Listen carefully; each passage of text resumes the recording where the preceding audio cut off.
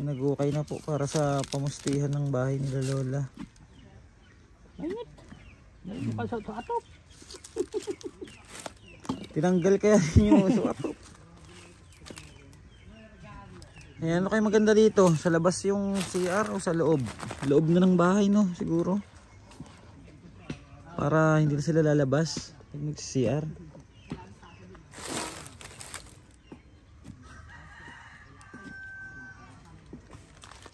Kasi pag sa labas pa, hirapan pa yung maglola. Siguro. Kaya maganda siguro sa loob na lang. Sa loob na ng bahay nila yung CR. Papasok na sa loob.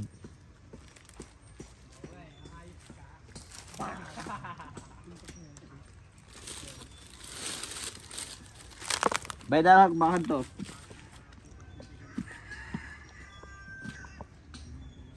Binagyo yung bahay nila, oh. Giniba. Giniba ng bagyo na. Wala kasi maliit lang yung ano mong kon, panghukay, no? Oh, barita dapat diyan. Yung bali hukay na po para sa pamustehan ng bahay nila Lola. Ayan, at i-repair pa rin tong flooring nito. Dati na po kasi daw tong bahay, nagawa na ng bahay kaso nagiba rin ng bagyo.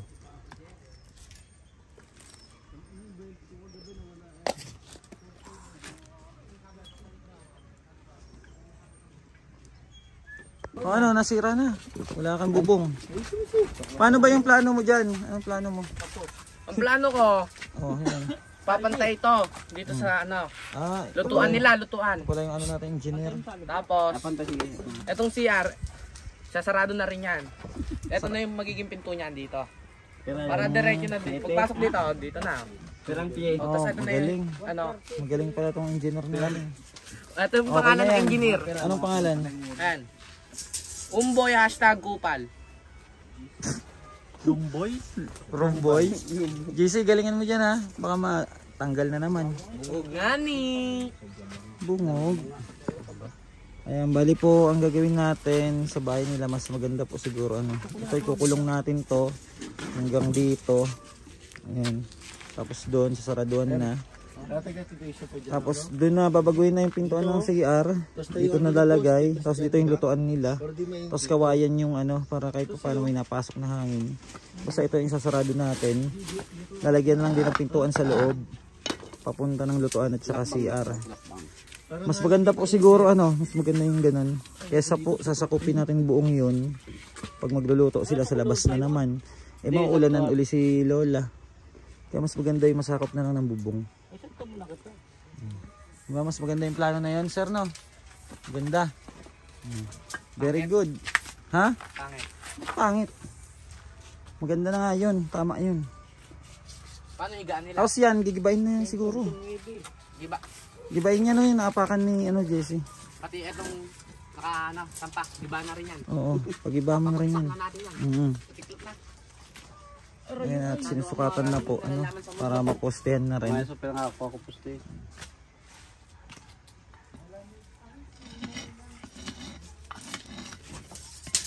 Yan. At wait na lang po sa resulta po ano ng paggawa natin ng bahay nila Nanay Lunida at Shane. Yan.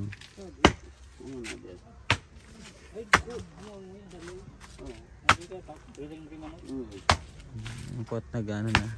Nag-ano tayo ng mga pamustihan.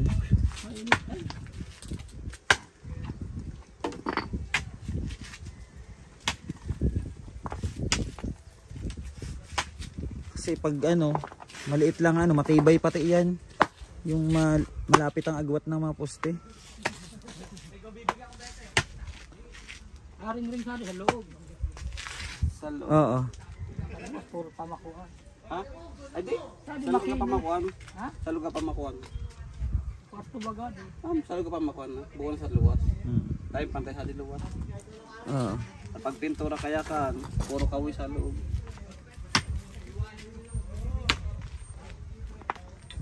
Kusina mo na din. Oo, kusina. Dapat Kusina. sa makinis. Sa loob? Tanos ka. Luwas sa kuwa. Naman at tago. Luwas pa makuan. Luwas. Pamukuan, sabi luwas man. Ikaw tanal. Hadi na katawan loob. Pamakuan. Tago. Amo. Mayroong double wuling. Makapal naman yung plywood natin. Mm. Kasi yung dyan sa space na yun, madali na lang yung gawa ng paraan. Manguha tayo dyan ng kawayan, no?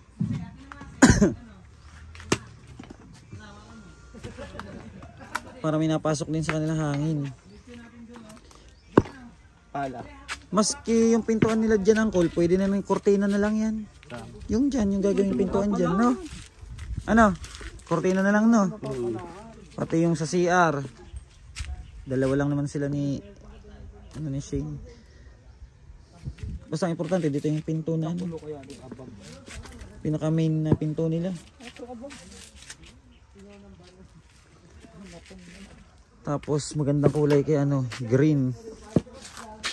Green, magandang kulay. Baka kinuha nila. O yung bao! O yung baong pang ano ng hukay. Yung bao daw. Dinala nyo? Yung dito sa pinaghuhukayan. Wala na. Baka ito. Ito. Salit. Wala dito. Bao. Yung pang ano dito. Ano bang tawag yan? Pang ano ng lupa. Wala na. Sino naghukay dito kanina? Yung bao kanina. Yung bao daw dyan. Bao. Ay, ito na. Meron na. Saan yung si JC? Umalis baga. Sakyan.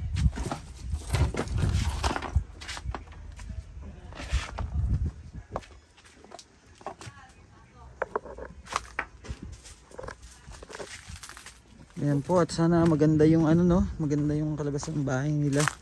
Yan, abang na lang po. At sa mga nais po kong ano, bigay ng help kasi medyo kulang pa rin po talaga yung materials.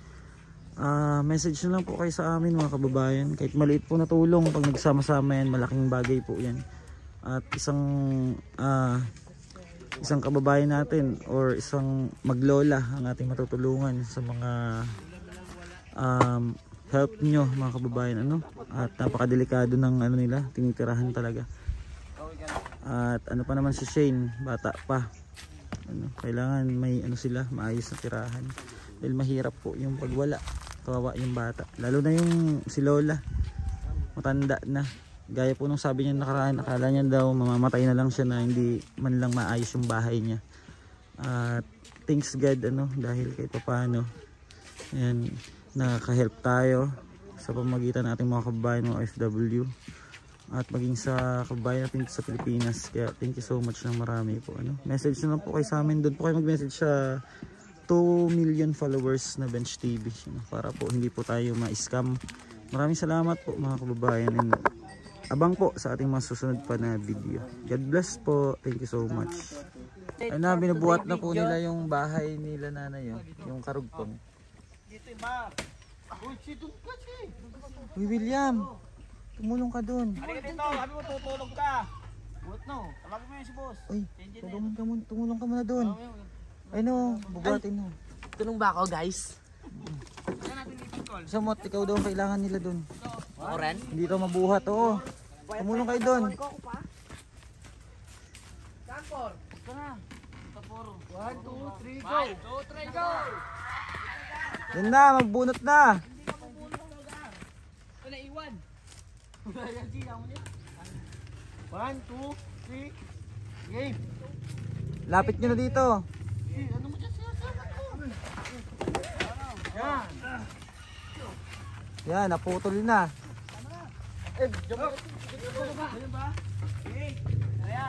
Wala na. Tukuran. Putol na. Tukuran mo dyan sisi. Ayan, at ano po, ano po kasi magpo-poste.